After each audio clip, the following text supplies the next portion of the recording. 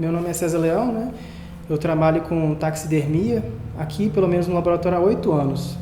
Mas desde a infância eu gosto de animais mortos, né?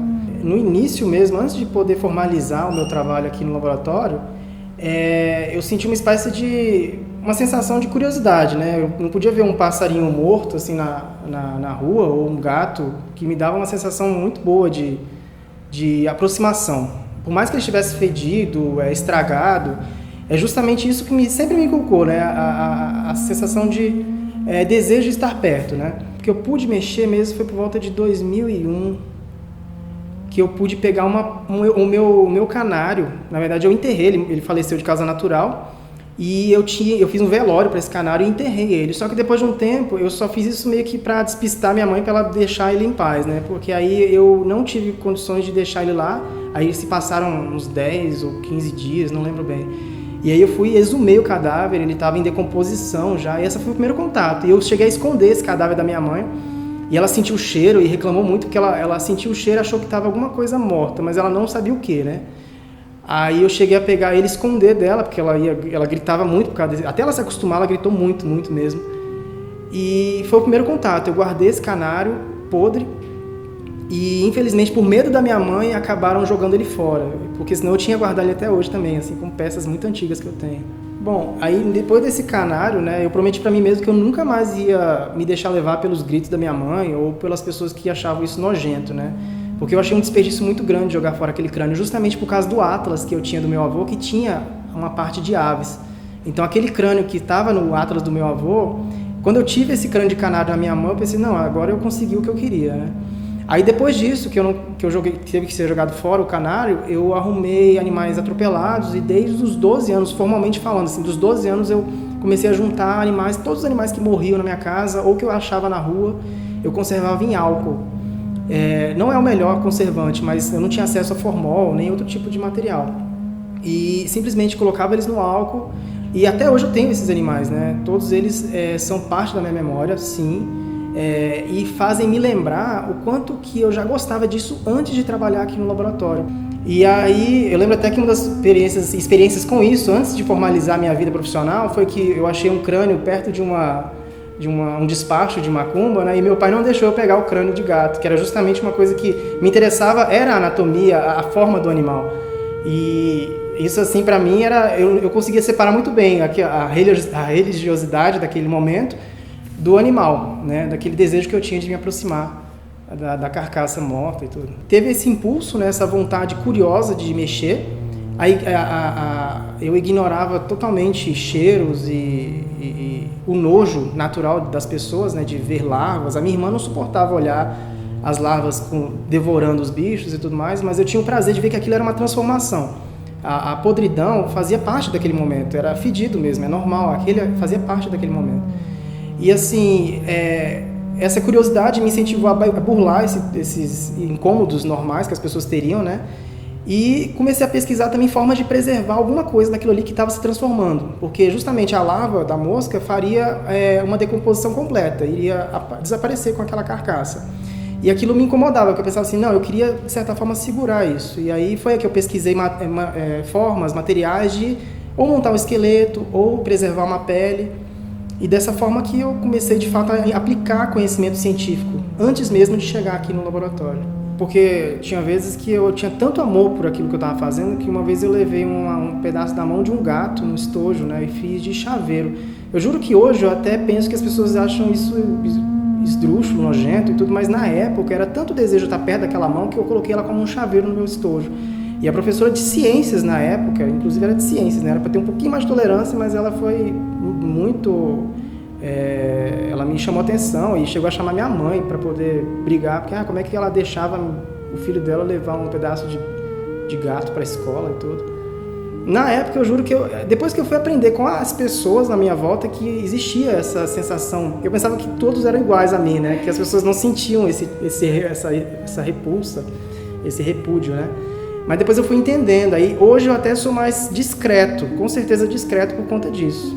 Porque assim, nos meus pesadelos de infância, bem pequeno, eu lembro de alguns pesadelos que eram justamente eu me via cortado no meio e eu queria ver o que tinha dentro de mim, né? E aí eu virava para dentro da minha própria barriga e não via nada, era um oco, né?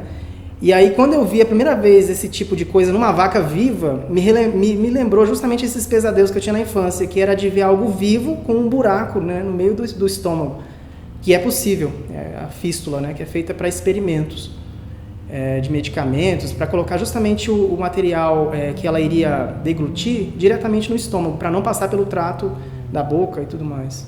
Então, no caso envolvendo animais mortos, por mais que seja estranho, até assustador o sonho, quando eu vejo que é bicho morto, meio que eu me garanto no sonho, falando assim, não, isso aqui não me dá, não é para eu ter medo, que é uma coisa que eu amo demais. Mas assim, como eu estava lembrando, na infância eu tinha sonhos mais incompletos de anatomia. Quando eu me olhava para dentro de mim mesmo, quando eu abria minha barriga, eu não enxergava o intestino, não enxergava nada. Hoje eu já tenho a visão, quando eu tenho um sonho dentro disso, né, desse espectro de anatomia, eu já vejo detalhes que eu não via, como textura, cheiro, gosto. Na época de infância eu só via justamente, eu queria entender o que estava dentro de mim, mas eu só via um buraco, né? A curiosidade era muito grande. Inclusive eu estava lembrando que quando eu era acordado, né, fora do sonho mesmo, quando eu começava a observar os ossos da minha mão, eu tinha vontade de cutucar com alfinete para poder tentar abrir pelo menos um pouquinho para ver, só que a dor incomodava e não deixava eu abrir meu próprio braço, mas assim, o desejo era de ver o que estava por dentro. Era algo que era real. Eu lembro que por volta de 97, eu estava no Jardim 3 e eu queria fazer isso, mas eu não conseguia por causa da dor só, mas era um desejo muito forte também de me observar. O primeiro contato que eu tive com o Museu de Anatomia Veterinária foi em 2008, quando eu tinha 17 anos. Foi puramente uma visita informal, né? No caso, na época eles estavam fazendo uma exposição de peças de anatomia, inclusive na época não tinha muitas taxidermias, só tinham esqueletos. E eu já tinha um laboratório em casa, né, ilegalmente falando, porque isso tudo a gente não pode ter em casa, mas por amor, por muito desejo que eu tinha de mexer com bicho morto, eu ia acumulando pedaços, partes de animais que eu encontrava na rua. E esses animais me incentivaram de justamente aparecer nessa exposição para mostrar o meu trabalho para os técnicos e professores da época, né? E até certo ponto eu fui bem recebido, mostraram que era válido meu interesse e chegaram a me fazer um convite para aparecer aqui no laboratório e fazer um cachorro, uma montagem e tudo mais. E nessa época, então, eu tive um pouco de receio, eu era tipo um jovem meio que inexperiente, fiquei preocupado, achando que eles não iam nem muito dar muita atenção ao meu desejo, né? E deixei para lá. E acabou que depois de 2 anos que foram me chamar ainda para vir fazer um estágio. E aí dessa vez eu falei, não, eu tenho que ir. E por mais que eu tivesse ainda com medo, eu vim e parece que era para ser desse jeito, porque aconteceu da melhor forma possível. Eu comecei a trabalhar aqui como estagiário, fui subindo de cargo, virei técnico contratado e depois passei no concurso para ficar efetivo. E assim, eu particularmente tenho muita alergia a gato vivo, mas amo gato morto, claro, não mato nenhum animal para isso.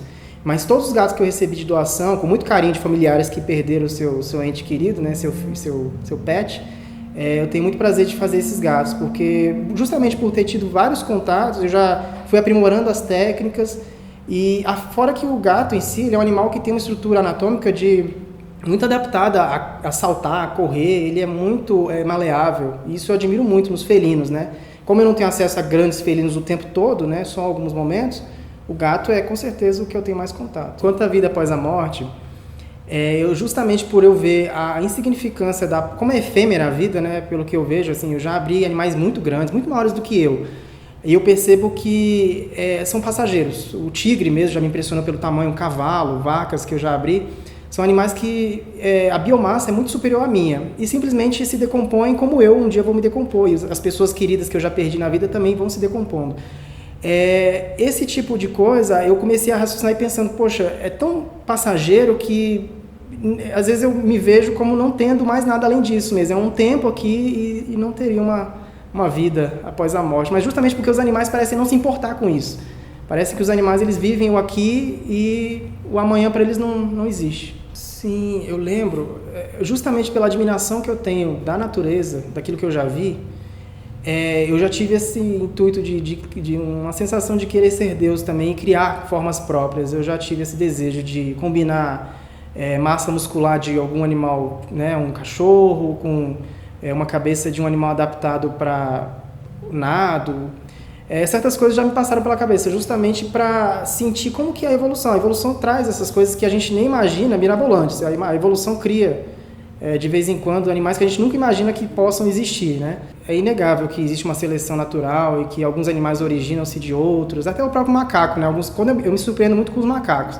Quando eu abro um macaco, eu vejo a semelhança da própria gordura do animal, os dedos de um macaco, eles têm digitais também.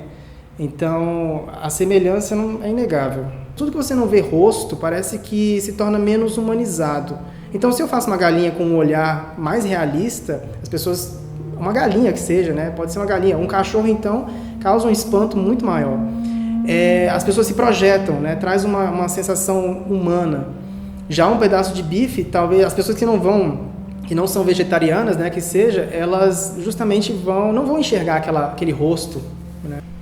Então, gostar de zoológicos é uma coisa assim que na infância muito, né? Demais. Hoje em dia eu entendo o papel do zoológico, né? Até porque a gente convive muito com pessoas que trabalham no zoológico aqui no hospital. E com certeza, na minha opinião, é válido, né? Porque eles estão ali para serem reabilitados, eles não têm um espaço para isso, eles não foram tirados da natureza simplesmente e jogados numa gaiola, né? Hoje eu entendo perfeitamente isso, mas isso foi porque me foi esclarecido por pessoas que trabalham no zoológico. Talvez se a minha opinião seria diferente se eu não tivesse esse contato mais próximo, né, com essas pessoas. Os zoológicos do passado eram animais que eram simplesmente capturados da natureza e colocados numa gaiola para servir de atração. O próprio tigre que eu estou fazendo, ele nasceu em cativeiro e morreu em cativeiro. Ele se chamava Rabisco, né? É um tigre de Bengala, e eu estou fazendo ele a taxidermia. Justamente ele já morreu de velhice, morreu de problema renal. Da filosofia é a sensibilidade, né? Para mim, todo animal que chegava para mim não é simplesmente pegar o animal e estufar ele de palha, né? A arte, ela vem... eu demorei para conseguir puxar tudo que eu queria para cá, porque no início aqui era só esqueleto e tinha poucas taxidermias. Então, eu percebi que para fazer uma boa taxidermia tinha que ter arte, tinha que ter desenho, tinha que ter modelagem. E isso foi com o tempo que eu conseguia trazer ferramentas, convencer o meu professor-chefe de comprar o material para isso. Então, e essa conjunção culminou de um trabalho hoje que eu vejo que a gente está no caminho, ainda não chegou lá, ainda não estou satisfeito com nada ainda, mas estou no caminho. É justamente aí que vai unindo, né, a parte da arte, que é todo o projeto, a taxidermia em si, que eu diria que é a técnica de saber o que você tem que fazer, cortar, onde soltar. E a filosofia para mim o tempo todo, eu estou abrindo, estou pensando o que eu estou fazendo aqui, como que isso veio parar aqui, praticamente o pano de fundo da filosofia na minha vida, né? Toda a sensação que eu tenho a partir do bicho que chega na minha mão é para tentar entender se existe algum significado, se não existe, e me contentar, né?